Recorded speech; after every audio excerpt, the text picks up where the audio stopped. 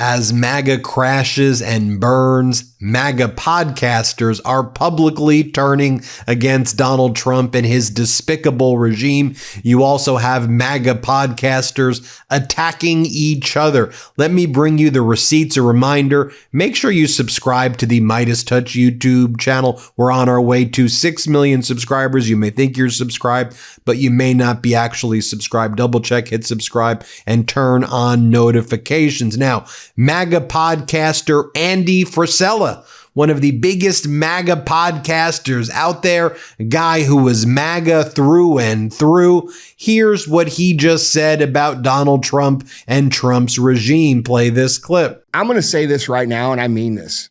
Okay, Donald Trump, you've lost touch with your fucking base. You've lost touch with reality of what people actually want to see.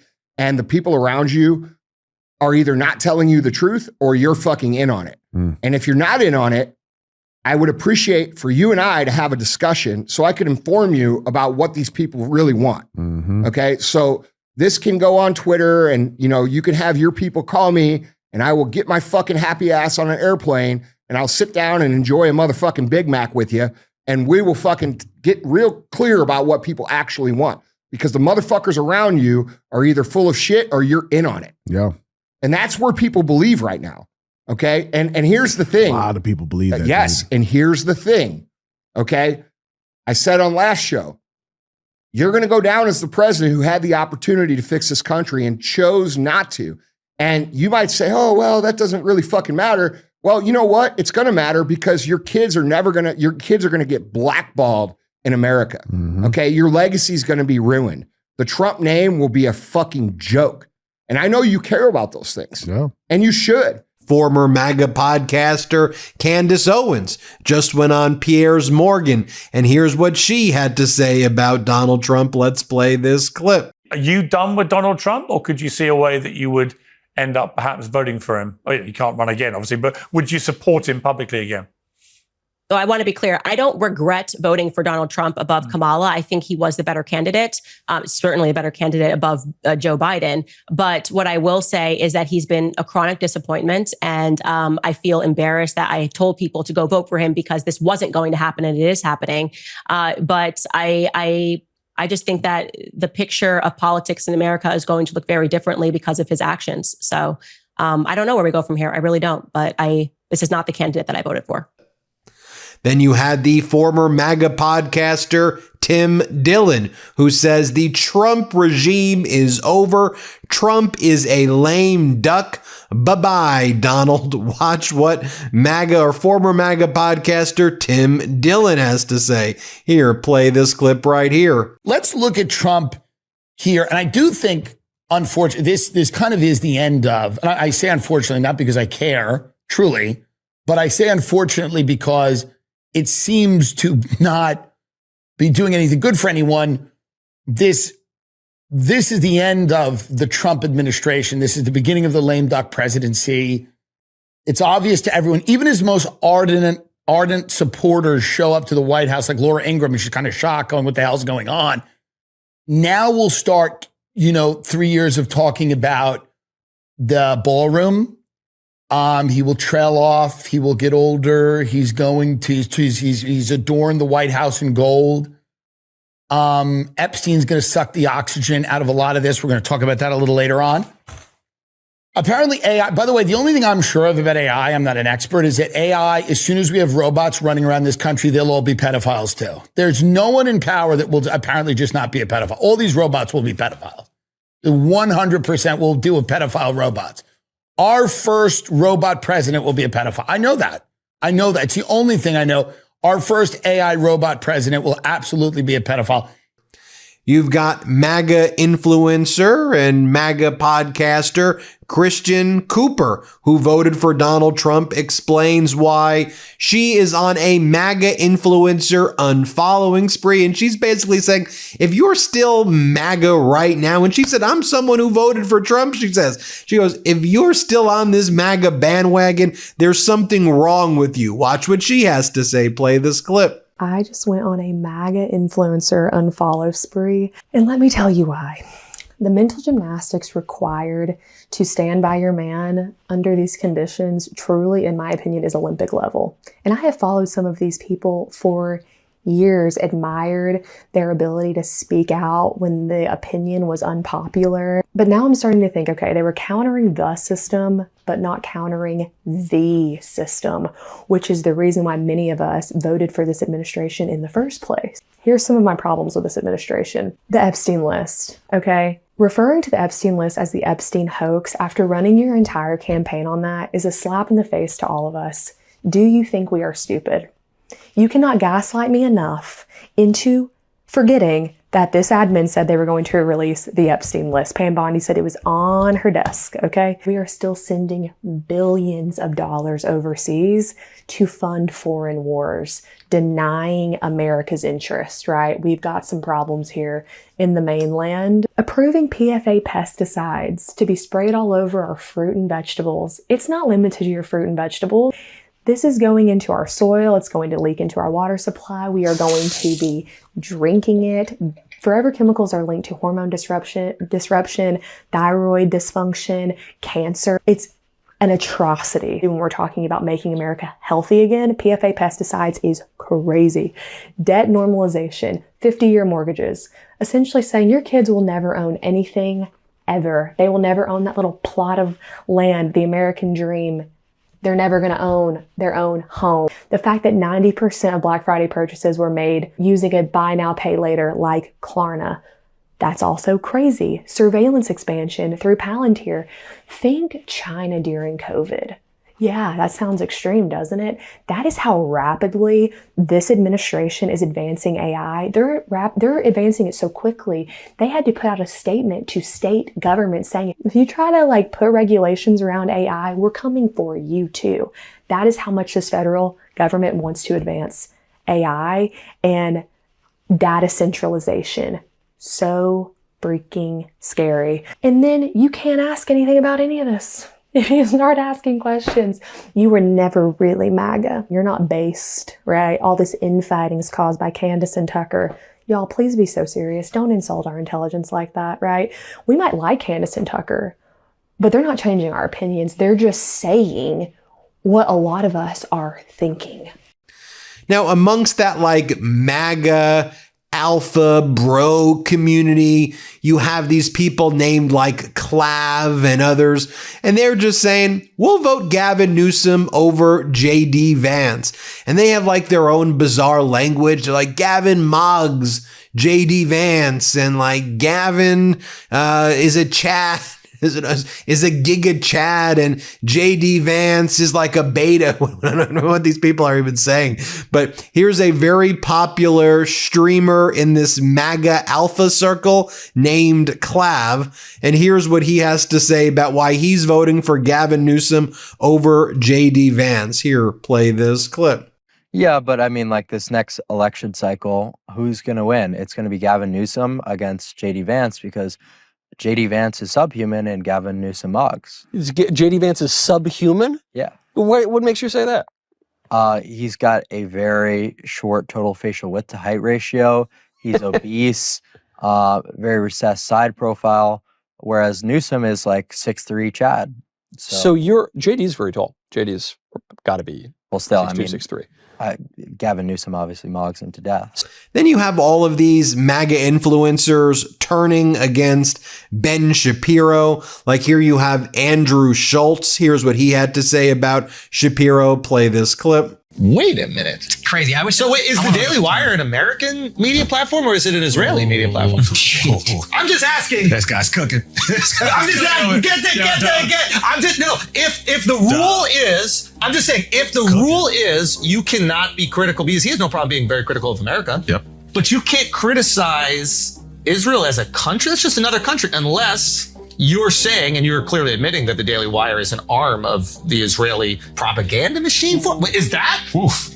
Are you manipulating the religious right in America? Are you manipulating the right-wing conservatives in America and selling them country western movies and putting on your little cowboy hat and fake moving in Nashville so that you could take all their money and then in the process restricting free speech, one of the core tenets of the American identity? Ben. Oof. Benjamin. What is happening? Here's what Steve Bannon had to say about Ben Shapiro. Play this clip. Shapiro is like a cancer, and that cancer spreads. It's a cancer and it metastasizes. He tried to take over Breitbart and I ran him out of there.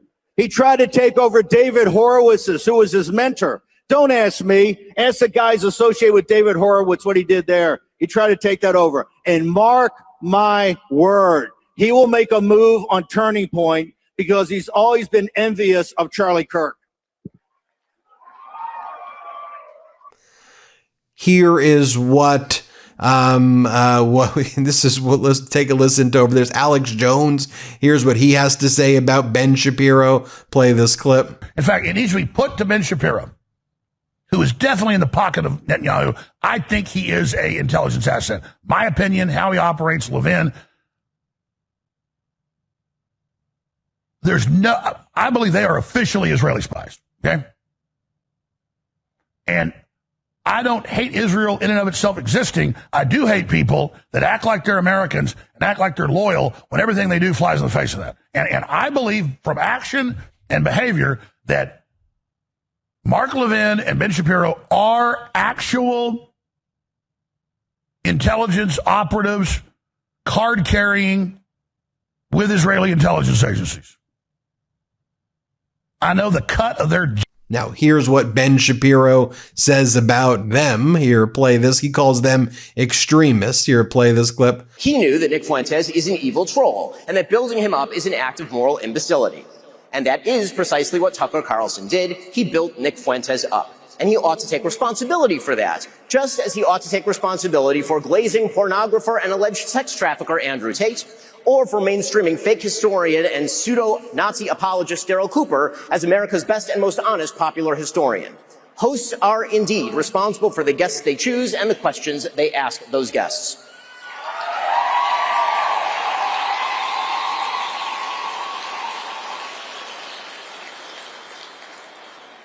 Fourth, because we have a duty to truth, we also have a duty to provide you with evidence of the claims that we make.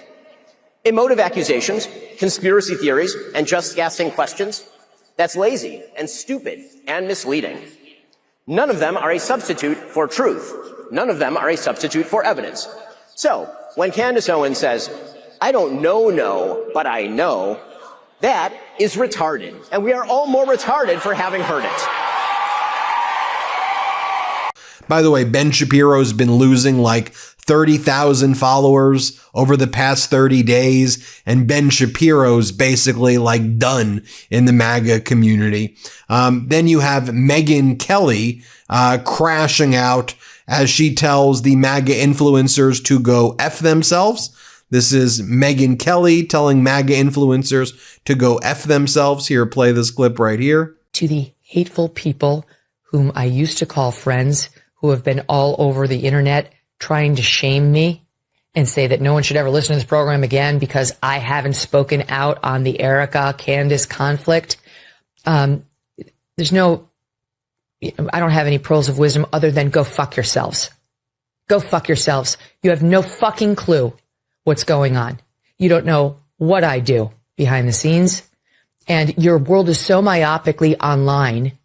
You fail to understand there are real humans involved here, and actually being able to touch grass and have relationships with them, which is something I'm doing, could prove to actually benefit all involved. Maybe it won't.